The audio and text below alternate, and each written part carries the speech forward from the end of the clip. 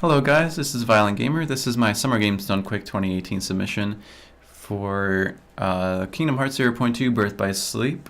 Any percent on critical mode. Critical mode is the hardest difficulty in this game, and I think this would be a great addition to the SGDQ 2018 game list, because this is the newest Kingdom Hearts game on console. It's never been seen at a GDQ event, and despite it being a short run of 23 minutes, 24 seconds, which is what my PB is, my estimate for this game would be around 26 minutes. But yeah, despite it being such a short run, it's very entertaining to watch because there's a high risk. Since it's critical mode, you can get one shot and two shot by a lot of things. However, this run is fairly consistent, so you don't usually run into any deaths, maybe one or two at the most when you're doing this as a no reset run. But this run is very, very cool. You'll be seeing this in a few seconds. So without further ado, let's start the video.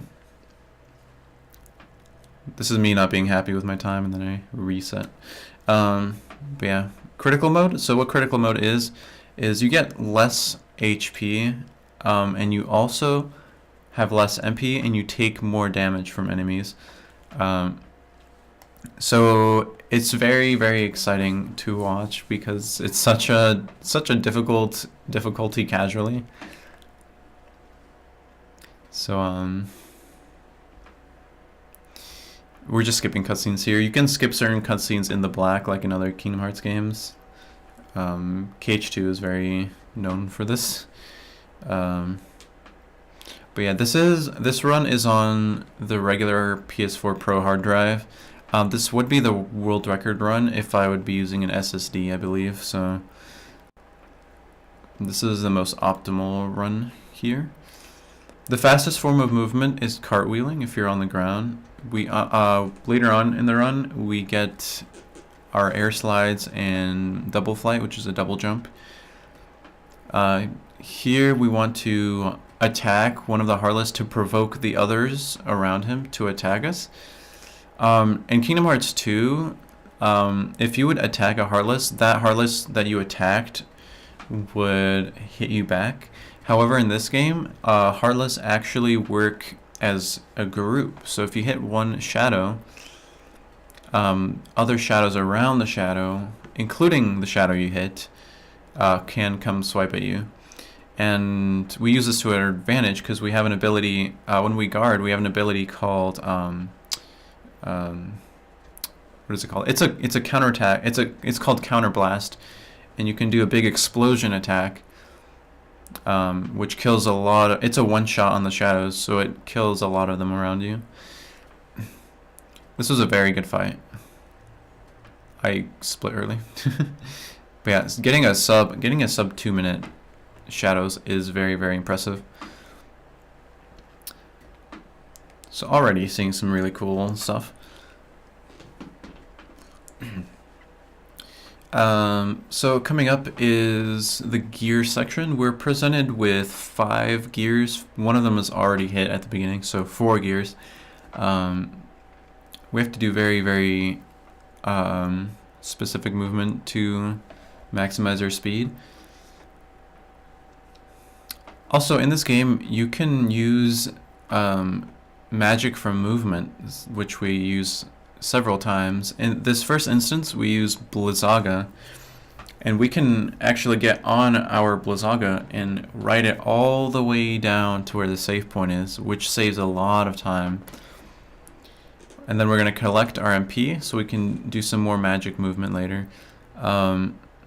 Also, what I haven't mentioned is on the other difficulties, you get this ability called Combo Master, which lets you combo infinitely. Not infinitely. It lets you do a full combo even though your attack hasn't hit anything. On critical mode, you do not get Combo Master, but you kind of do. The way Combo Master works in critical is if you miss your first attack with your Keyblade, you will not be able to do the next hits of the combo. But if you use a magic spell instead of a Keyblade hit, you can do the rest of your combo without hitting anything. Also, when you get your first Keyblade hit on, when your first hit actually hits something, you can do the rest of your combo without hitting anything. So it's really nice. Also, we have item chests in this game, which presents us with items such as ethers, potions, high potions, elixirs. We only pick up 2 items in this entire run, one being a mega elixir and one being a regular elixir. However, I've been testing some things behind the scenes, and I'm thinking of substituting the mega elixir for a mega ether in the final boss. So I don't do that in this run, but we don't know yet if if the regular elixir or the mega ether is faster. I'm still testing that out, but it would save like 5 seconds, so it's not a big deal. Oh yeah, as you saw before, I did a fire. I casted fire for movement, which lets us skip over a big portion of the area. We do a lot of this. I missed the gear here, unfortunately. We do a lot of double flight and air dash chain movement, which is very, very fast. If you double flight out of an air slide, you can immediately double flight, or you can immediately do an air slide after your double flight again.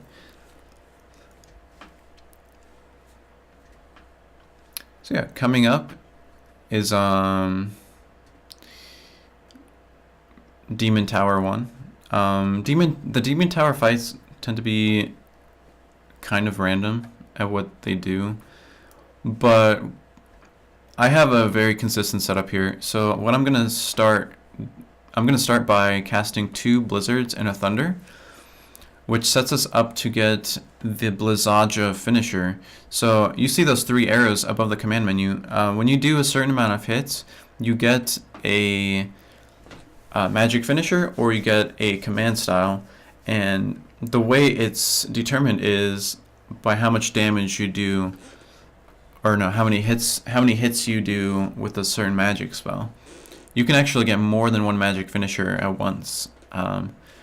But since I did 2 Blizzagas, see, I did two blizzards and 2 fires there, so I should get 2 magic finishers. Yep. And yeah, that fight is extremely fast. It's really, really fast. But yeah, this game is cool like that. I hope KH3 is the same way. So this game is kind of considered the tech demo to KH3, I guess, because it's going to be similar in the basics. So this is a good little intro to how KH3 will work, I guess. Which is another reason I would love to see this at a GDQ. Since KH3 is coming out this year, I think this game should deserves a chance before KH3 releases, because I know a lot of people are going to submit KH3 after it comes out. So seeing this game before KH3 comes out would be really, really cool for other people. Plus the KH community is huge. We can get in a lot of donations, I believe. This whole area has some crazy movement. We're going to run off this rock and then hit the barrel to get up onto the platform. It's very consistent. Also here we're slowing down our air slides and double flight so we can make it onto that platform. And here we're going to hit the mirror to activate some platforms. Unfortunately, I picked up a gem which causes this long animation, and I wasted like 7 seconds there. But you can prevent that from happening. And then we're going to make it over here to the Mega Elixir chests. On other game modes, you would not need the Mega Elixir. What the Mega Elixir is used for is a dark side fight. It's the second dark side fight.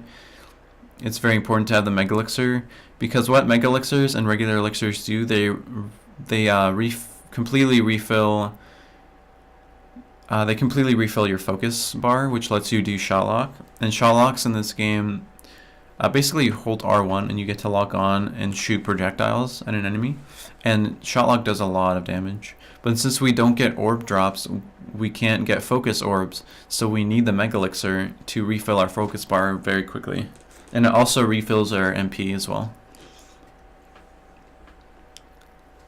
Phantom Aqua fights are very, very cool and remind me a lot of KH2 fights because the Phantom Aqua fights utilize revenge value. So basically what revenge value is when you do a certain number of hits, and there's basically this invisible number in any fight, and when this number is reached, it's based on the hits that you do. Certain attacks do, I believe the first 4 hits do the same amount of make the number go up the same amount, and the finisher makes it go up a bit more.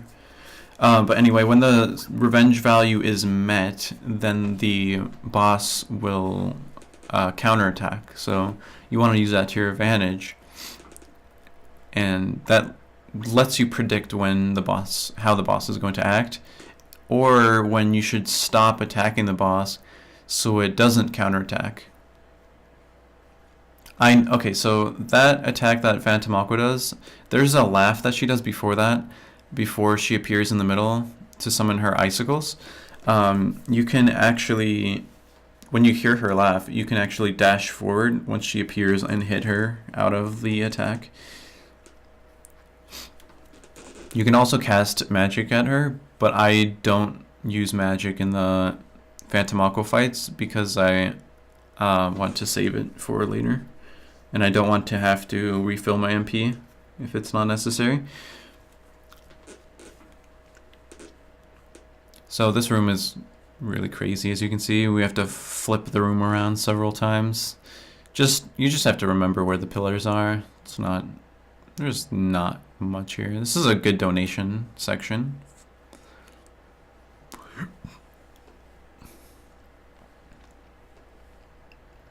Yeah, this would be a good donation reading level. You can get in like 2 or 3 donations here.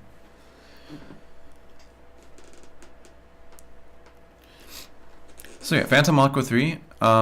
Basically, this Phantom Aqua fight goes into her command style, which is Spellweaver, which we go into as well. So it's Spellweaver versus Spellweaver. Spellweaver hits actually contribute less to the revenge value, so we're able to do more hits with Spellweaver. It's pretty nice.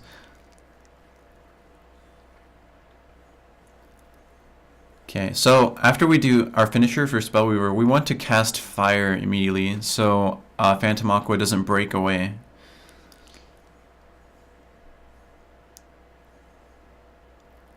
Okay, and then we don't want to provoke her anymore so she doesn't counterattack. Then we want to keep hitting her with Spellweaver. Unfortunately, she broke out, but I was able to catch her again. So.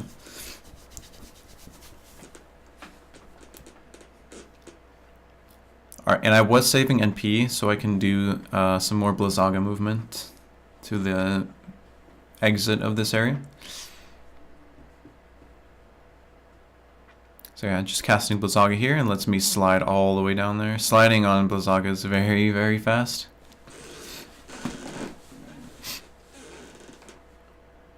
So the next level, the next section of the game, I guess, is the Forest of Thorns. Basically, we have to be avoiding some thorns.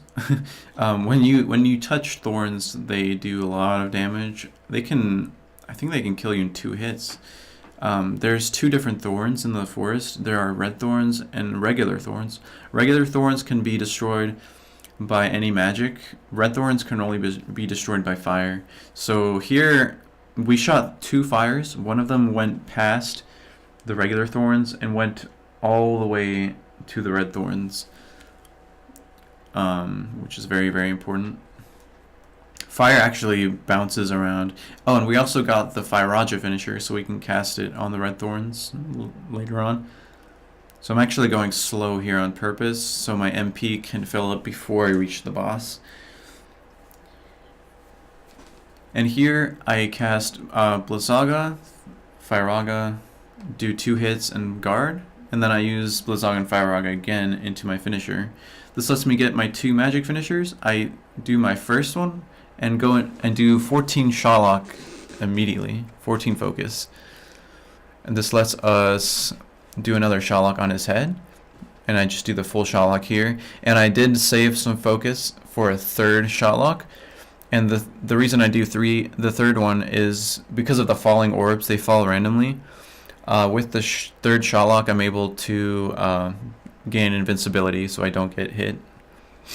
It's just a safety thing for crit. You wouldn't do it on beginner because the orbs don't do a lot of damage. And by the end of the fight, I have full MP again. So I have all of those things in mind. For the next fight, it's the forest fight. It's basically a heartless mob fight. We have to get 2 or 3 magic finishers. This fight is the most random, but if you're careful enough, you shouldn't die. But this tends to be a run killer sometimes, but it shouldn't lose you a lot of time, to be honest. Even if you die, you can just if you restart on a fight, you can restart it from the start of the fight, so that's very nice.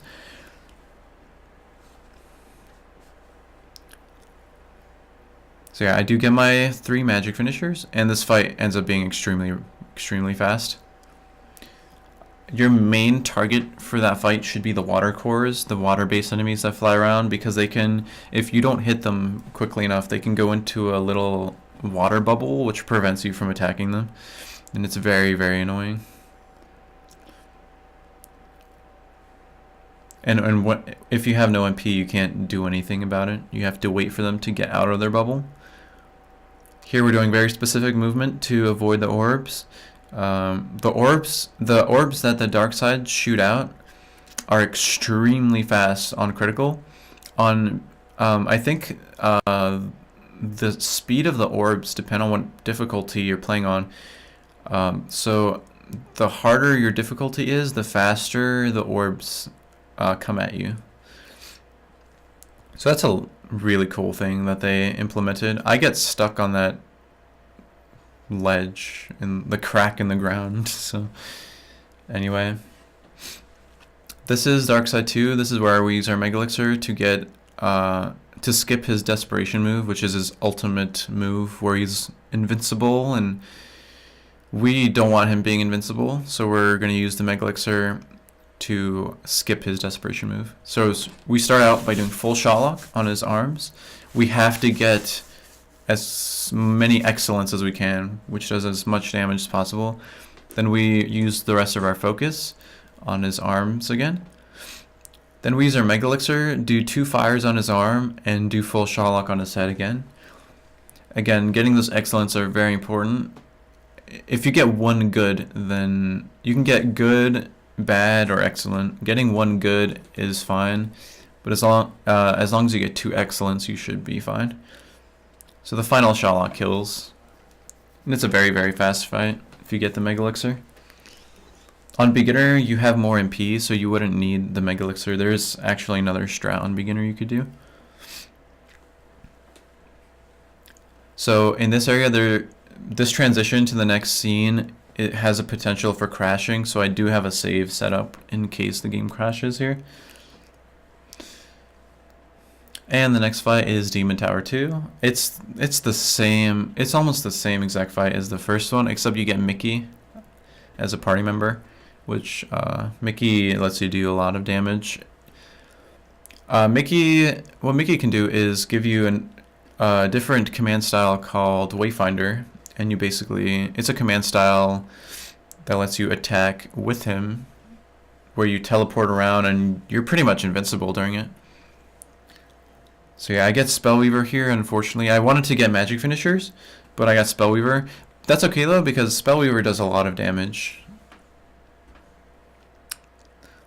So I just keep attacking with Spellweaver instead of going into the finish, because I do want to get Wayfinder, and I don't want to get into the finisher yet.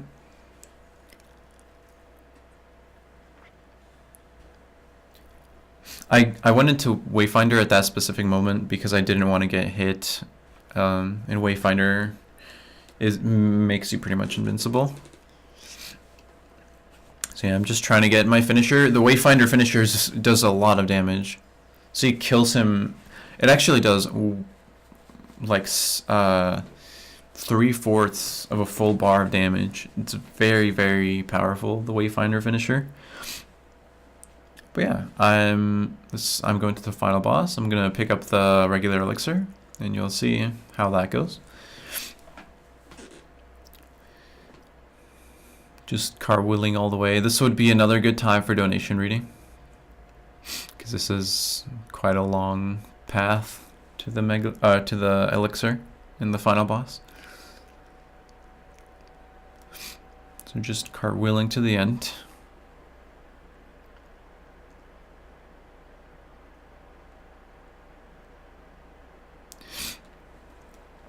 Yeah. I was thinking of cutting out this elixir right here and just going straight to the boss by getting a Mega Ether earlier on. Still testing that out, so I'm not sure if it's worth it yet. But you might see a slight route change.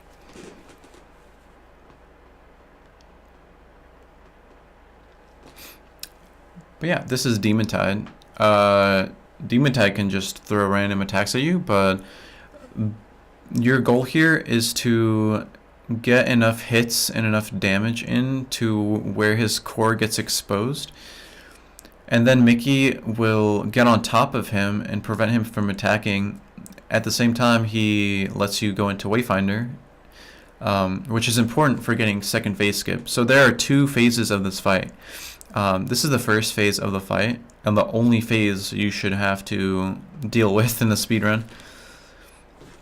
The second phase is horrible. He basically goes into the ground, and the whole area gets dark, and he turns into this giant tornado, and it's super, super difficult to deal with. But thankfully, we can skip the entire second phase, and we don't have to deal with any of it. Unfortunately, I missed 2 magic finishers on him, but it's okay. But yeah, we have to. This fight is really simple. There are 3 different things he can do. The first thing is this move where he goes into the ground and tries to attack us, I guess. Second attack is he can dash at us, which is also easy to deal with. And the third one is he just spews Heartless at us. And for that, we just have to dodge away. So yeah, I'm trying to do as much damage as possible before going into Wayfinder. And that was enough damage. So here, I'm going to use my full shot lock.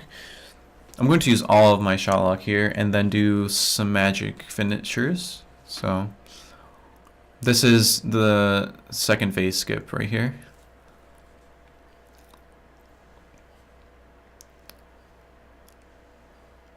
So yeah, getting those excellence is very important to maximize your damage.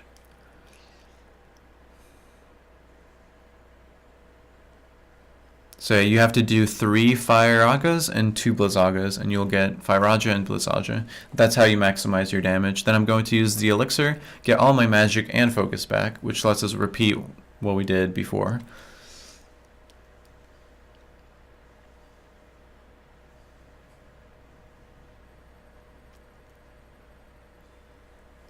So yeah, pretty cool fight, I think.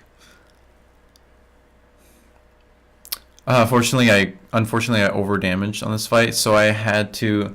I only earned 1 magic finisher, so I had to do the Wayfinder finisher. The Wayfinder finisher animation does waste time, but if you have to use it, you should, because that's the only way you would be getting second phase skip, and that's it. that is Kingdom Hearts 0.2 Birth by Sleep Critical Mode. Pretty fun speedrun. I think this would be a really cool speedrun for people to watch. And I really hope you guys consider it. It would be really, really cool.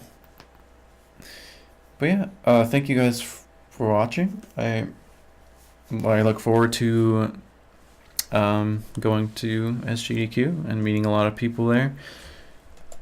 I hope you enjoyed watching this. I hope it was entertaining. I hope you learned something. And yeah, see you later.